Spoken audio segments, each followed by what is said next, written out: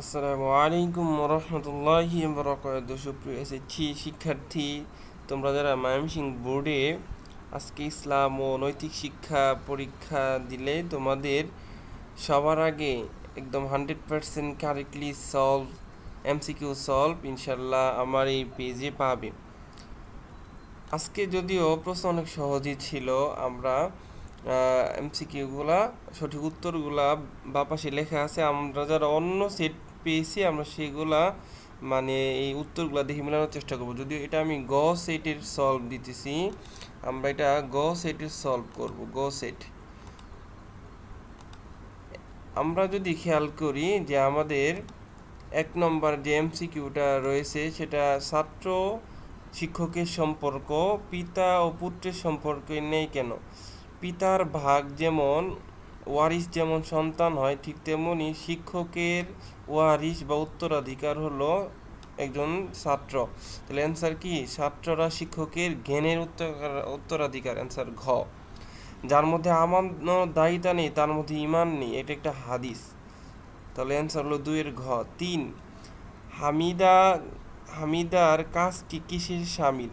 হামিদার পোশাক পরিচ্ছদ ভদ্রতা নম্রতা শালীনতার, মানে 3-এর গ।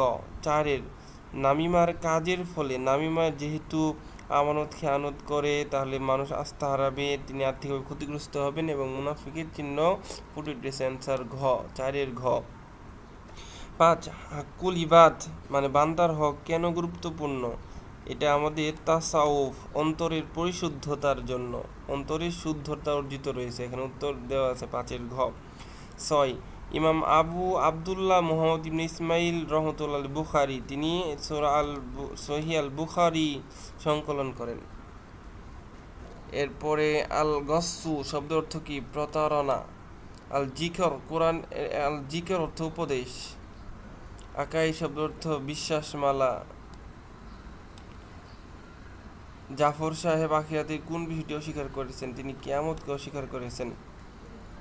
তারপরে জাফর সাহেবের ধারণার ফলে তার জীবনে তিনটাই মানে হতাশা নামে আসতে পারে, অনৈতিক কাজের প্রসার হবে, পরকালে জাহান্নাম ভোগ করবে। এরপর যার কাছে আমি একটি শব্দ শিখেছি আমি তার দাস।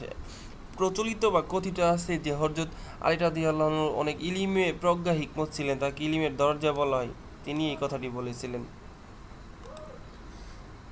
এরপরে কবরে আরেক নাম কি? বারজাক। আমরা এই পয়েন্টগুলো নিতে পারি, আমাদের এখানে উত্তর দেওয়া আছে, এই উত্তরগুলো দেখে আমরা অন্য সেট যারা পাইছি সেগুলো মেলানোর চেষ্টা করব। কবরে আরেক নাম বারজাক। জাকাত হলো ইসলামের একটা সেতুবন্ধন, ধনী গরিবের একটা সেতুবন্ধন। এরপরে মুনাফিকরা জাহান্নামে সর্বনিম্ন স্তরে থাকবে। তারা কি করেছিল? তারা 1 আর 3 অ্যান্সার, কারণ তারা মুসলমানদের গোপন তথ্য শত্রুদের জানিয়ে খেয়ানত করেছিল। তারা বিশৃঙ্খলা মিথ্যা বলে বিশৃঙ্খলা সৃষ্টি করেছিল। অ্যান্সার হলো কি? খ। সমস্ত পাপের জননী বলা হয় মিথ্যাচারকে, মিথ্যাকে। এরপরে জনাব আব্দুল, এরপরে হলো আব্দুল কাদির সাহেব ইন্তেকাল করেন ইত্যাদি। এটা হলো কি? জানাজার নামাজ, ফরজি কিফায়া, 4 তাকবীরে। জিসানের কর্মকাণ্ডের ফলে কি হয়েছে? জিসানের কর্মকাণ্ডের ফলে তিনটাই মানে সে সমাজে বৈষম্য দেখা দিবে, দেউলে হবে, জাহান্নামে তার পরিণতি। এরপরে নিশ্চিত সুদ। এরপরে ফিতনাকারীর, এই ফিতনা কি করে? এই ফিতনা মানে 20 নম্বর অ্যান্সার কি? সকল অত্যাচারের দরজা খুলে দেয়। ফিতনা কি করে? ফিতনা সকল অত্যাচারের দরজা খুলে দেয়। এরপরে 21 নম্বর হলো যে কেন হযরত আলী রাদিয়াল্লাহু আনহুকে আসাদুল্লাহ গালিব বলা হতো? কারণ তিনি যুদ্ধে বীরত্ব দেখিয়েছেন। তারপরে আল কানুনাতিব কার রচনা? আমরা স্লাইড ছেড়েছিলাম, ওখানে দেখবো যে ইবনে সিনার কথা বলা আছে, যে তিব্বতের পাহাড়ে সিনা বাইবেল পড়াই, এরকম ছন্দ আকারে টেকনিক শিখেছিলাম। জাকাত কেন ধনীদের দয়া নয়? কারণ জাকাত হলো ইসলামের একটা রুকন, এটা আল্লাহর পক্ষ থেকে গরিবের প্রাপ্য হক।